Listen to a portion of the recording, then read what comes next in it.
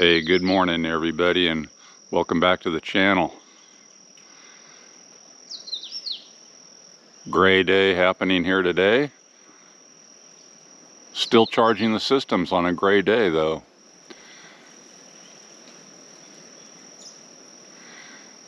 And what do we mean by bare bones system? Let's take a look. Alright, so you've been watching this beginner series about how to size your system, what you want to run. You've got the good ideas in your head now, and we're going to start looking at various types of systems to build. And we're going to start with the most economical and bare bones, which means in this case the fewest pieces to attach to your system to make it functional for your needs, and see how cheap we can make it come in for you as well. And then we will also, in a follow-up, show you how to build a more permanent station, but this one's going to be the bare bones. Okay, so here's the components of the most basic bare bones system, and it's not very many pieces that you're going to need to put together for this type of a system that will get you through whatever little crisis happens to come your way, and you'll keep your refrigerator and freezer and hot plate, as we've showed you in the previous videos, up and running. So let's just go over them real quick. You're going to need a battery for sure. You're going to need a charge controller for sure. You're going to need some solar panel extension cables. I like to use a cutoff switch for your solar panels, and we'll show you that. A simple fuse. There's various types of fuses to use, and only one of those. And then a couple of cables to tie your inverter up to your battery. So you'll need one inverter. This one right here is not big enough for the purposes that we've been going over in the previous videos. But you're going to need a pure sine wave inverter as well to keep your electronics up and running, refrigerator, charging your devices, whatever it may be. And here's another inverter. This was extremely cheap. I think it was just barely over $100, $120. But again, not quite enough power to what we decided we wanted to be able to run about 1800 watts of power in our kind of scenario of running a couple of different things. And especially with the air fryer oven, that would not quite be enough, but it's getting close.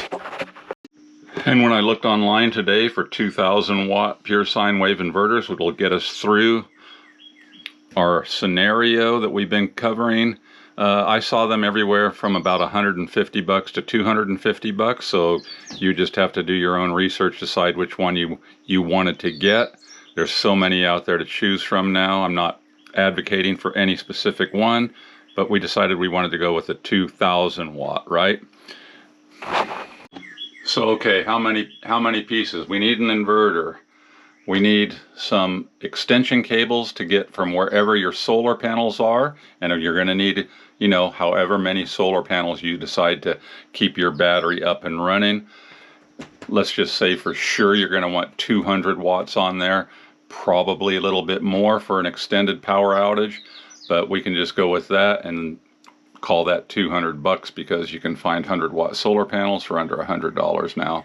So anyway, inverter, solar panel extension cables, a cutoff switch, a fuse, a battery, a charge controller, a couple of cables, and just a short amount of some 10-gauge wire to connect your charge controller to your cutoff switch to the battery.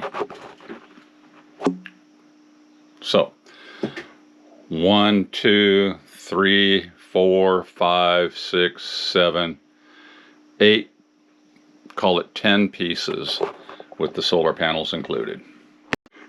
Now, to keep it simple, we're building a 12-volt system, and with the inverter tied into it, we're inverting that to your 120-volt regular household AC, just like you're accustomed to on the grid. Now, we could make a 24 volt or a 48 volt system. We're going to get into that a little bit later on which one might serve your purposes better, but for just the simple basic bare bones, we're talking about a 12 volt system. And the size of your charge controller matters, because this depends on how much solar power you want to pump into your batteries, how many solar panels. And this is a fairly small one, but it's very cheap and it's very good. You can tie up a few hundred watts of solar to this, no problem, and that'll probably keep you up and running. If you needed to add more panels, you might want to go with a larger charge controller that can handle more panels. So this is not that much more expensive than the small one, and this is kind of a good starting place right here, because you can tie a lot of solar power into this to easily keep this up for all those devices we were talking about in the previous videos. And a lot of these cheaper inverters just have these type of connections here. You just unscrew them, put your positive cable on the positive, negative on the negative. And we're going to pretend for our purposes that this is a 2000 watt inverter. And you've got your connections on the back of your inverter nice and snug, more than hand tight. Put a little set of pliers on there is the best way to get those nice and tight. And then on the positive side, you tie it right onto your fuse. This type of a fuse here has a little L shape that fits right down onto the terminal of the battery, and then gives you another place to put your positive cable, and then it comes with a little cover once you're all cinched down there, little protection, and there you're good to go. So now I'm going to show you a little trick before you set up the second cable. So I highly recommend, before you connect the second cable, you get one of these resistors. These are super cheap, and because creating a spark always makes us jump, this will eliminate that. You can see it's got a little wire on this end and a little wire on that end, and we're going to prevent getting a spark, because when you put that second cable on there, it will spark. And when it does, it can actually, if I was just to take this cable, this negative cable, and touch it to there, we're going to get a spark. Sometimes it can be a very large spark, and it can actually,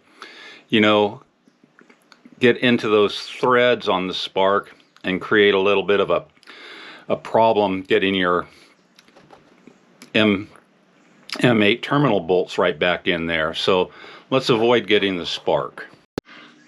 And to do that, all we're going to do is put one of those wires up through this cable, and then touch the wire down here to the terminal on the battery and touch it. And you see, it made me jump just because it made the inverter beep. So there it is. And that, why was it doing that? It's because the inverter was actually on.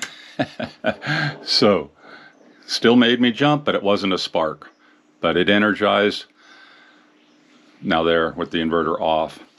So it pre-energizes the inverter without a spark, and now that we've done that, we'll put this cable on there without creating a spark. These things will keep you from jumping, although it didn't really do it that great for me. But no spark. But anyway, just to show you, now we're going to touch it down here. No spark. That's what we're going for. Okay, now they're both on, positive to positive, negative to negative. The inverter is off, but now, with nothing else tied up, we don't have any solar coming in. This battery's got a pretty good charge. Can turn the inverter on and it'll work. And just like that. Now you're ready to discharge. You could plug your device into here and start discharging.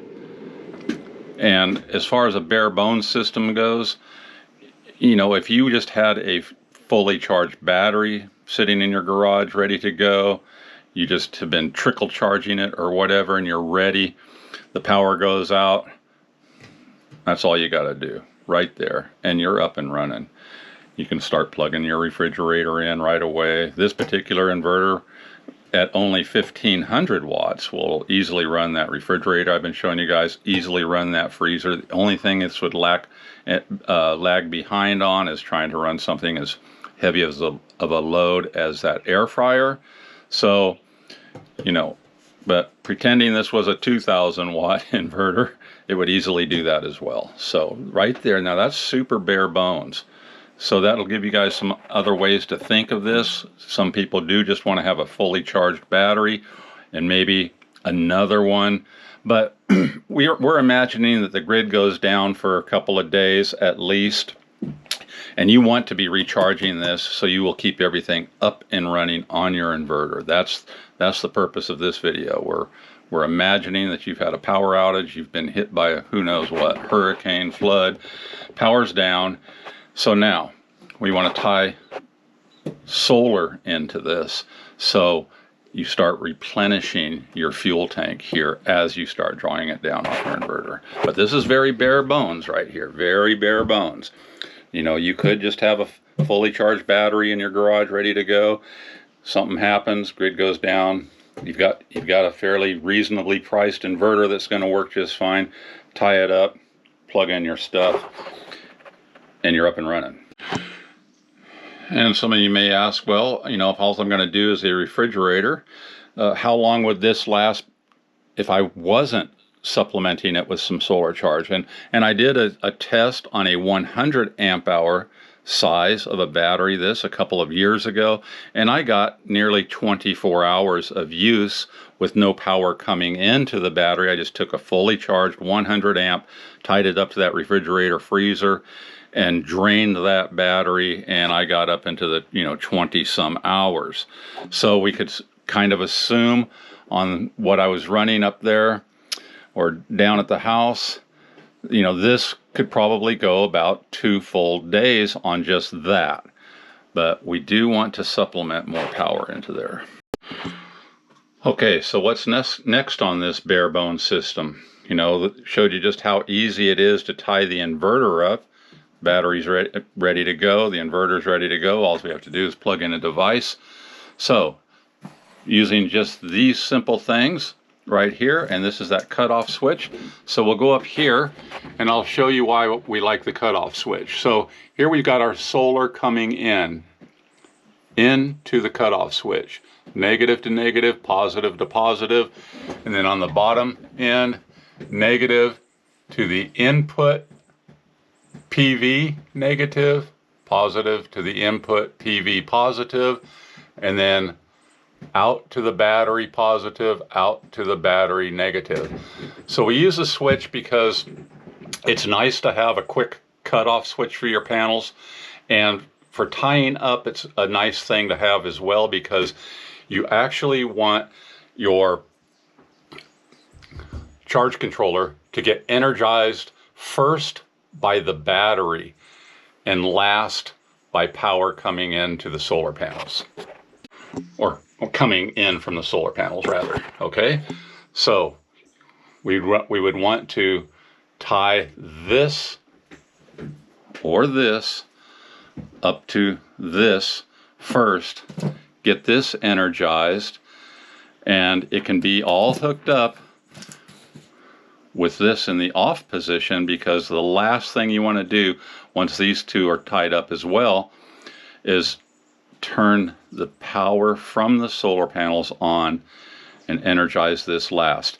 Now when disconnecting it, it's just the opposite. You want to turn the solar panels off and then disconnect this.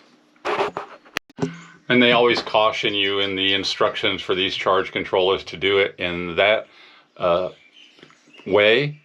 Energize with the solar last on these. Let the battery energize this first, and that way it doesn't take just a surge off the panels where they say it could possibly burn out something. I've accidentally done it in the reverse order and nothing ever happened, but that's the way you're supposed to do it. Energize this with the solar panels last. It'll already be on and blinking as soon as you tie it into the batteries from the battery positive, battery negative to right here. So in this system here, you know, you always see bus bars on a lot of these systems, on a lot of mine, and we're going to go over that, but I'll just simply say the bus bars are really just an extension of your positive and negative battery. That's really all we're doing is, you know, making this your positive and negative battery connection. And the reason is on these M8 terminal bolts, they are very, very short. They have very little room for stacking up more than just your cables, a cable and a fuse. That's about all this one can handle, because you want a good bite into your battery with these short terminal bolts, and they're just not that long. You know, in the old days we used to stack up everything on our terminal bolts, but you know, we're using different style batteries, and all these lithium iron phosphate batteries now are using the M8 terminal bolts. They're very short, and that's where the bus bars come into play for a more permanent stationary system like this, and because we're tying in a lot of different things to the battery where there's just simply not enough room on these to do that. But for a bare bones, this is going to work, because we have enough room in here to slip on a little thin ring terminal from the battery positive and negative on the charge controller, and we can connect those with the 10 gauge wire, tie them on there, put them into the charge controller, you're good to go. And here's what I mean on that 10 gauge wire that works well for most of these systems. You know, you've got your wire, you're going to have to strip this end off with some wire strippers, and then you've got some extra terminal connectors right there, right? And then it would slip right over onto the exposed copper of the wire. Slip that over there, crimp that on real good, and then you can slip that onto the battery. Same thing on, of course, both ends. And it would look just something like that. So that one's ready to go onto here, and there's room to get one more connection on there, no problem. Same with the positive. You can put it right on top of there, and that's just fine. And then just how long do you need to get to your charge controller, right? Now on this particular charge controller, this has very, very small receptacles in there, connectors for your wire. It will fit that 10 gauge, but if you went with a higher gauge wire, it's almost impossible to get anything larger into this size. Now on one of these, you can fit some larger gauge wire if you decide to go that way as well, and no problem. These have much bigger holes in the bottom, and you don't have to worry about any copper lugs in there. You can just strip the ends of the wire, put it in there, and cinch this down with a screwdriver nice and tight. So as confusing as that might look to some of you that are just starting off, it's really not. Those bus bars are just extensions, like I said, of this right here. But for this most bare bones situation, and you just want something to get you through the storm until your power comes back on, you do not have to worry about those in this type of a situation. So we'll go over this real quick. So you got your solar coming in to the switch, and this is just an on-off switch for your solar panels, going into your charge controller, from your charge controller here out to the battery. Perfect. So let's add it up real quick in a dollar value, roughly. 200 amp hour lithium iron phosphate. I believe 200 amp hours is really, for what we've been running in this series, is a minimum. I think start with a 200 amp hour. You know, these are running roughly $500 depending which brand you go on. We all love lithium iron phosphate. That's the type of battery you want to use, is lithium iron phosphate, for so many reasons, and we'll get into that eventually too, and I've covered it extensively on this channel. So roughly $500. A 2,000 watt inverter, anywhere from 150 to 250. There's just tons and tons to choose from. So we're up to, you know, we'll call it $700 right there. you know, a minimal amount of a wire is what you're going to need. A fuse, maybe 20 bucks. So,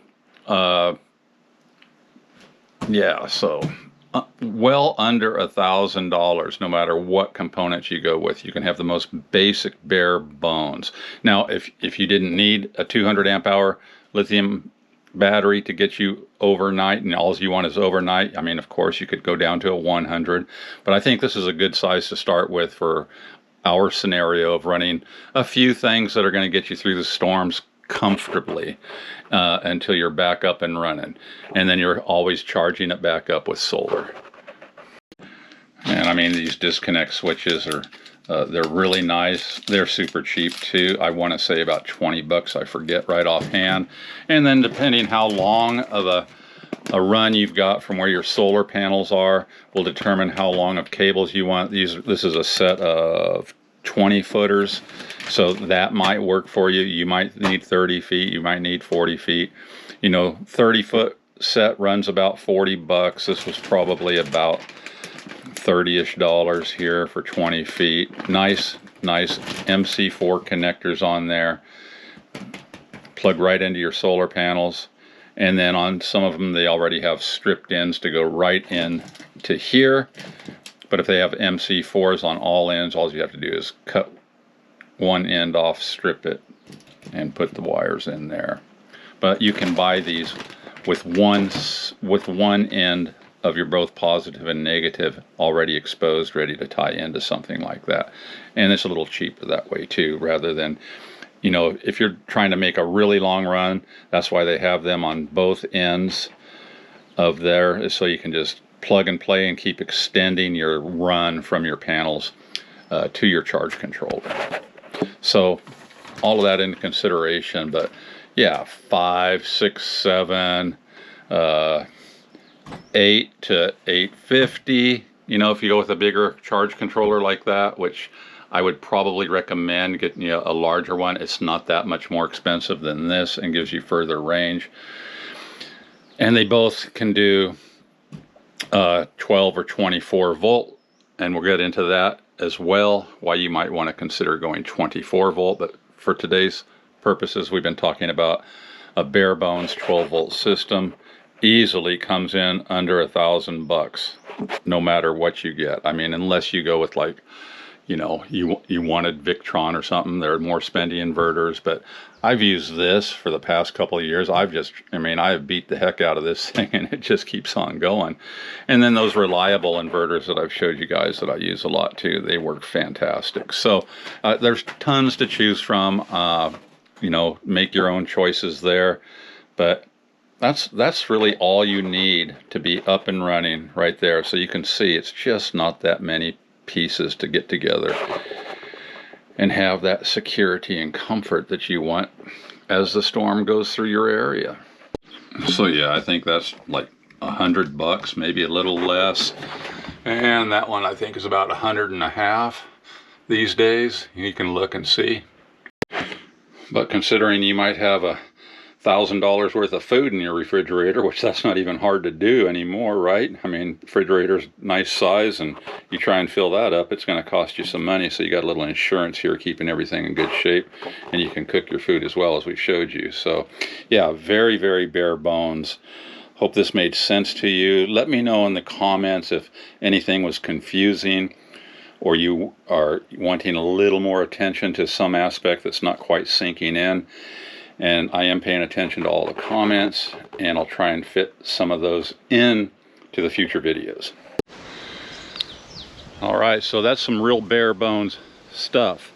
We're going to show you how to make a little bit larger of a system, and where those bus bars really come into play, and they help you a lot. And like I said, that's simply, to have a lot more space for tying other things up. And that's easy to do as well. Bare bones. Battery and inverter. Not even as much as what I showed you. I just drug a battery back here. I showed you this in a earlier review of that particular inverter, which works well. And I drug it back here into the utility room to run the washing machine. without all the other stuff. You know, I just drug a battery that had a good enough charge in there, tied up the inverter, plugged in the washing machine. You know, that can be improved upon, but just to give you guys an idea, we're not talking rocket science here. So these are just some simple ways. These are the ways that I do it out here. I live 100% off grid.